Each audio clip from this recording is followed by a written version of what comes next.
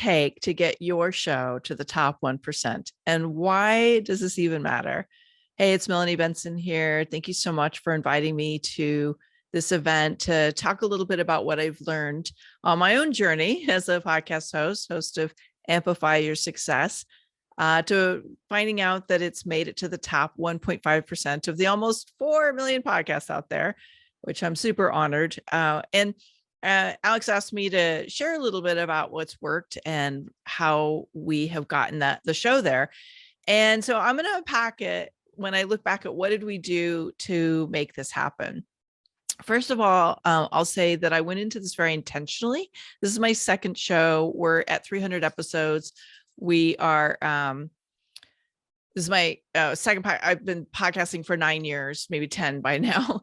And I knew that I wanted to have a top podcast, not just a podcast. And let me just share with you a little bit why that was such an important piece of the puzzle for me.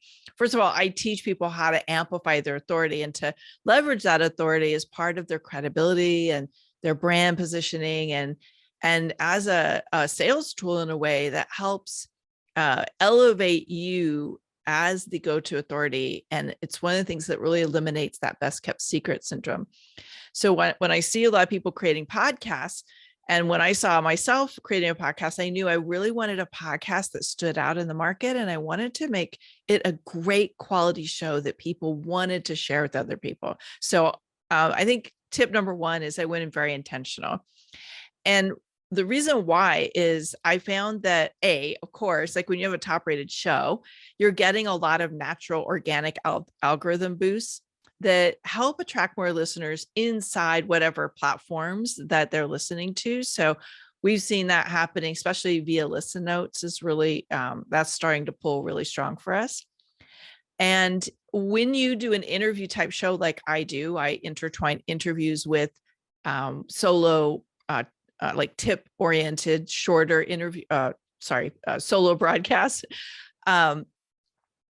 You attract higher quality guest experts. So when people really know how to deliver massive value, one of the things they're looking for from the host is to be able to bring their own audience. And having a top rated show means you're getting more downloads, which means that you are, you know what you're doing in terms of being able to get traction for your show. And that's very attractive to high quality guests. You are going to go the monetization route. A top rated podcast is way easier to monetize. Obviously, there's a little bit of the math there with the downloads, but you're also obviously knowing how to market your show. And that's very attractive to sponsors and to clients. If you know how to get a top show out there, your client attraction quality will go up as well. And then and this is, I think, often untapped in the podcasts that are hosted. This gives you valuable positioning for additional types of speaking and new collaborations and partnerships and things. So I started this podcast almost 5 years ago. We're 300 episodes in. And what I discovered was that for Amplify Your Success, hitting the charts really moved the needle on some opportunities for us. And I found out very accidentally. One day I was approached by a company, another podcasting platform called Verbal, VURBL. And they asked me if I would be willing to be their marketing ambassador. And they pitched me this by saying, hey, congrats on your top 1% show. At that time, we were charting at 1.1% on listen notes. And I was like, what? Wait, how did that happen?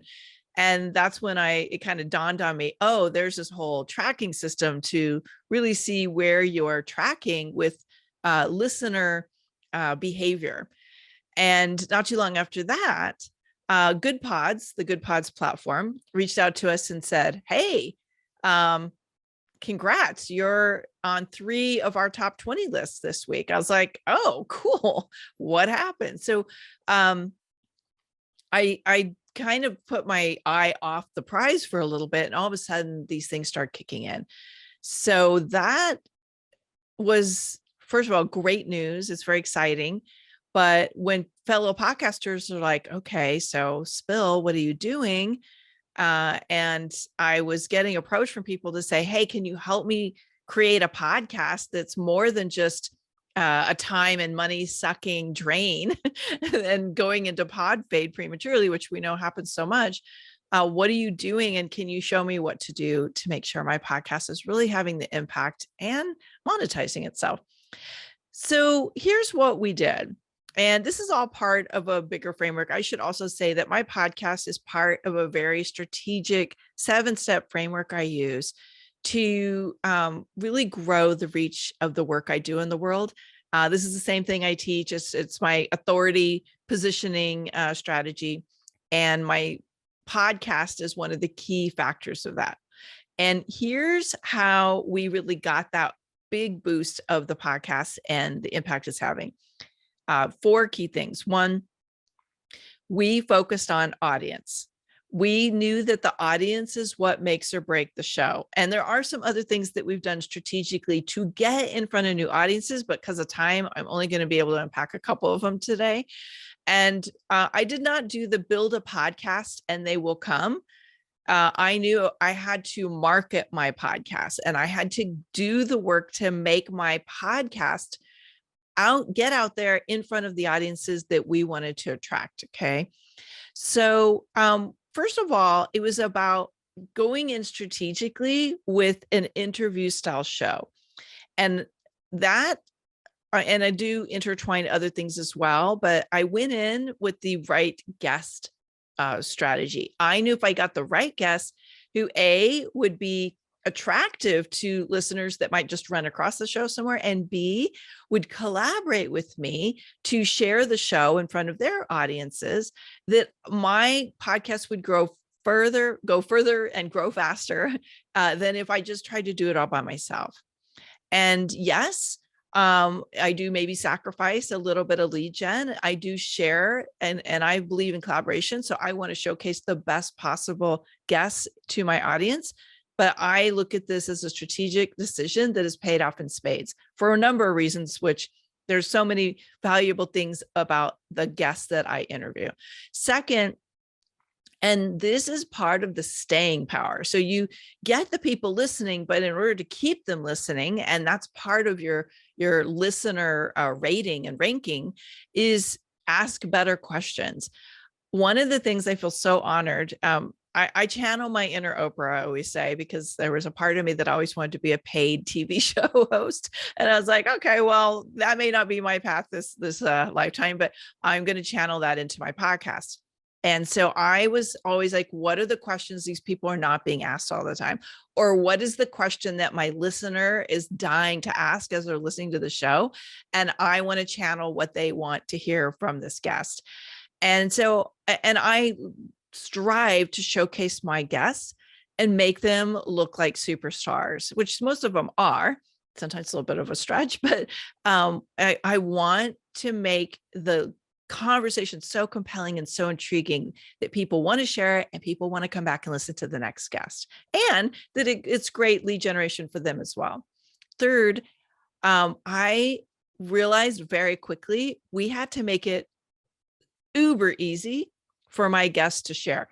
99% of the time, the reason why somebody doesn't share an episode where they're featured is it's too difficult. They're not getting the right materials, that we're not making it easy for them. They don't know what to say, so they say nothing. The show profile, either on Apple or wherever, if you have a show page or whatever, is so non-inviting that they're like, ooh, I don't feel like sharing that. They don't have branded images that are showcasing them. Like, I could go on and on, right? And it is appalling to me how many really great podcasts are out there that are not providing great shareable content. And that's a huge reason why their shows aren't growing. I know, because I guest on a lot of people's shows and I'm like, really, this is all you're giving me? Like, you're making me do all the work. So making it really easy. We actually teach this in my part of my toolkit for podcasters. And honestly, like, it's mind blowing how many people write back and say, this was the most amazing content package we've ever gotten. So make it easy for your guests to share. And last, and probably the easiest and the simplest thing, is ask people for rating and reviews. Look, like, as a guest coming on the show, they're not paying to be there 9 out of 10 times, right? I know some shows do sell their spots, but asking for a rating and review is one of the ways you can express some payment and some goodwill towards the show. So don't be afraid as a host to ask for those rating and reviews. They do really give a lot of boost and traction to the listener quality and the experience. So I think there is a lot of value in looking at how do you get that podcast in front of new audiences. And if you always put the audience forward and reverse engineer the most powerful piece of that show, you are 9 times more likely to get that show elevated. Okay. And there's little things like the quality of your recordings, the quality of your voice, the quality of the way you design the show flow. Those are all things that can get restructured. It's a big part of what I teach my clients now, because, like when people hear the same thing over and over on every show they listen to, they get bored. Like you want to have a little bit of a pattern interrupting quality. And last little tip on audience building, don't just rely on your own list, like market the crap out of your show. Leverage all your social channels, collaborate with other people, get your show listed on top 20 lists, and find ways to showcase who you are as a podcaster. I had to give a huge shout out to all of my podcasting friends, Alex being one of them. We really go a long way to support each other. And that is a big part of what draws listeners, is get creative and find new places to make sure people know about your show. Okay, so those are some of the big ones we did. Happy to answer any of the questions that are coming up. And if you want to go a little bit deeper into my overall framework and really understand how to create an authority branded podcast that's part of a strategy that brings a 6 to 7 figure boost to your business, I'm happy to share my 7-step framework. It's a free download you can get at melaniebenson.com/pod pros. All right, back to you, Alex. I'll look forward to hearing the questions that come in.